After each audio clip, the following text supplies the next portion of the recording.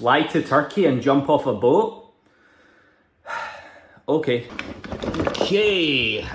Trying to zip up a bag with one hand is a nightmare. Okay, let's go. So I booked on to the very next flight to Dalaman Airport in Turkey. Around 4 hours later, I arrived in Dalaman, made my way through immigration, and then made my way through the airport. I then caught a cab. This plane you see here is actually a restaurant, which is pretty damn cool to me. I then caught a caddy all the way to the boat that I was going to be jumping off of. Once I got out the caddy, it was just a short walk later that I arrived at the boat itself. This boat here only cost around £100 to rent out for the day. There were other people on board, which is probably why it was so cheap. I then made my way to the front of the boat, and check this out. Who would not want to wake up to a view like this every single day? After a very short journey out to sea, we then arrived at the destination that I was going to be jumping off the boat.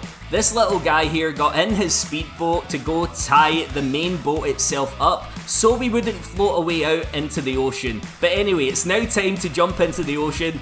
I hope you guys enjoy the footage of me doing that. It was a very wet one, but it was super fun to do.